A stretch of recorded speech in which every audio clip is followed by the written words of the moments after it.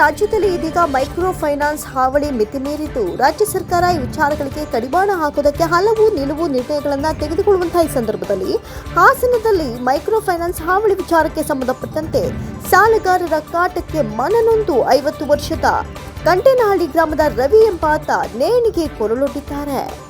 ಹಾಸನ ಜಿಲ್ಲೆಯ ಅರಕಲಗೂಡು ತಾಲೂಕಿನ ಕೊಡನೂರು ಸಮೀಪದ ಗ್ರಾಮದ ಮನೆಯಲ್ಲಿಯೇ ರೈತ ರವಿ ನೇಣಿಗೆ ಕೊರಳೊಡ್ಡಿದ್ದಾರೆ. ಸಾಲ ಮಾಡಿ ಶುಂಠಿಯನ್ನ ಬೆಳೆದಿದ್ರು ಈ ರೈತ. ಬೆಳೆಯೂ ಸರಿ ಬಂದಿರಲಿಲ್ಲ, ಸೂಕ್ತ ಬೆಲೆಯೂ ಸಿಕ್ಕಿರಲಿಲ್ಲ. ಈ ವೇಳೆ ಮೈಕ್ರೋ ಫೈನಾನ್ಸ್ ಸಿಬ್ಬಂದಿಗಳಿಂದ ನಿರಂತರ ಕಿರುಕುಳಕ್ಕೆ ಮನನೊಂದು ಸಾವಿಗೆ ಶರಣಾಗಿದ್ದಾರೆ. ಒಟ್ಟಾರೆ 9 ಲಕ್ಷ ಸಾಲವನ್ನ ಮಾಡಿಕೊಂಡಿದ್ರು ರೈತ ರವಿ ಅಂತ ತಿಳಿದುಬಂದಿದೆ.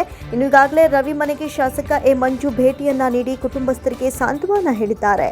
ಧರ್ಮಸ್ಥಳ ಸಂಘದಿಂದ 1 ಲಕ್ಷ, ಬಿಜಿಎಸ್ ಮೈಕ್ರೋ ಫೈನಾನ್ಸ್ನಿಂದ 60,000, ಚೈತನ್ಯ ಮೈಕ್ರೋ ಫೈನಾನ್ಸ್ನಿಂದ 60,000, ಸಮಸ್ತ ಮೈಕ್ರೋ ಫೈನಾನ್ಸ್ನಿಂದ 70,000, LNT ಮೈಕ್ರೋ ಫೈನಾನ್ಸ್ನಿಂದ 65,000, ಇನ್ನು ಕರ್ನಾಟಕ ಗ್ರಾಮೀಣ ಬ್ಯಾಂಕ್ನಿಂದ 1.5 ಲಕ್ಷ, ಒಟ್ಟಾರೆ 9 ಲಕ್ಷ ಕೈ ಸಾಲವನ್ನ ಮಾಡಿಕೊಂಡಿದ್ರು ರೈತ ರವಿ ಅಂತ ತಿಳಿದು ಬಂದಿದೆ.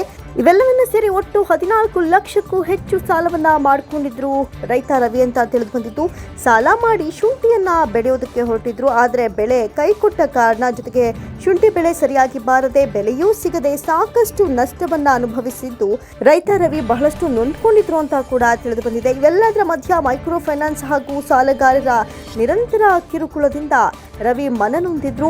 ಇಂದು ಆತ್ಮಹತ್ಯೆಗೆ ಶರಣಾಗಿದ್ದಾರೆ. ಇನ್ನು ಶವಾಗಾರಕ್ಕೂ ಕೂಡ ಭೇಟಿಯನ್ನ ನೀಡಿದ್ರು ಶಾಸಕ ಎ ಮಂಜು. ನಂತರ ಮೃತನ ಕುಟುಂಬಸ್ಥರಿಗೆ ಸಾಂತ್ವನ ಹೇಳಿ ತಮ್ಮ ಕೈಲಾದಷ್ಟು ಸಹಾಯ ಮಾಡುವಂತಹ ಭರವಸೆಯನ್ನ ಕೂಡ ನೀಡಿದ್ದಾರೆ. ಸದ್ಯಕ್ಕೆ ರಾಜ್ಯದಲ್ಲಿ ಮೈಕ್ರೋ ಫೈನಾನ್ಸ್ ಕಿರುಕುಳಕ್ಕೆ ಮನನೊಂದು ಆತ್ಮಹತ್ಯೆಯ ಪ್ರಕರಣಗಳು ದಿನದಿಂದ ದಿನಕ್ಕೆ ಹೆಚ್ಚಾಗ್ತಾ ಇದ್ದು ರಾಜ್ಯ ಸರ್ಕಾರ ಸೂಕ್ತ ಕ್ರಮ ಕೈಗೊಳ್ಳಬೇಕು ಎಂಬುದು ಗ್ರಾಮಸ್ಥರ ಮನವಿಯಾಗಿದೆ. ಸುಮಾರು 48 ವರ್ಷ ವಯಸ್ಸಿನ ರವಿ ಕಂಟೇನಹಳ್ಳಿ ಗ್ರಾಮದವರು ಇವತ್ತು ಆತ್ಮಹತ್ಯೆಯನ್ನು ಮಾಡಿಕೊಂಡಿದ್ದಾರೆ. ಕಾರಣ ಏನಂದರೆ ಬ್ಯಾಂಕಲ್ಲಿ 2 ಲಕ್ಷ ಸಾಲ, ಮೈಕ್ರೋ ಫೈನಾನ್ಸಲ್ಲಿ 3 ಲಕ್ಷ ಸಾಲ ಇತ್ತು.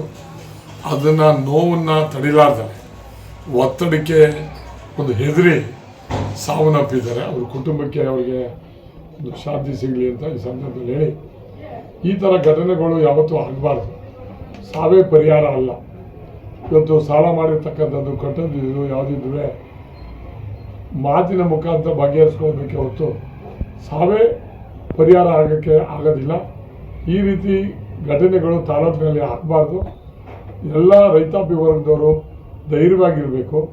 ಮೈಕ್ರೋ ಫೈನಾನ್ಸರು ಅಥವಾ ಬೇರೆ ನಿಮ್ಗೆ ಯಾರು ವೈಯಕ್ತಿಕವಾಗಿ ತೊಂದರೆ ಕೊಡ್ತಕ್ಕಂಥ ಸಂದರ್ಭ ಒದಗಿದರೆ ನನ್ನನ್ನು ಸಂಪರ್ಕಿಸಿ ಅವರ ಜೊತೆ ನಾನು ಮಾತಾಡಿ ಕಾನೂನಿನ ಪ್ರಕಾರ ಯಾವ ರೀತಿ ನಿಮಗೆ ಸೌಕರ್ಯನ ಒದಗಿಸ್ಕೊಡ್ಬೇಕು ಅದನ್ನು ಮಾಡಿಕೊಡ್ತೀವಿ ಅಂತೇಳಿ ಅವ್ರ ಕುಟುಂಬಕ್ಕೆ ಒಂದು ಶಾಂತಿಯನ್ನು ಈ ಸಂದರ್ಭದಲ್ಲಿ ಕೋರ್ತಾರೆ. Thank you. Excellence, excellence, excellence, NEET Academy. 150 topics, complete concept of biology, chemistry, physics, most simplified methods, easy to understand, hard to forget explanation. All these in Excellence NEET Academy Vidyaranapura.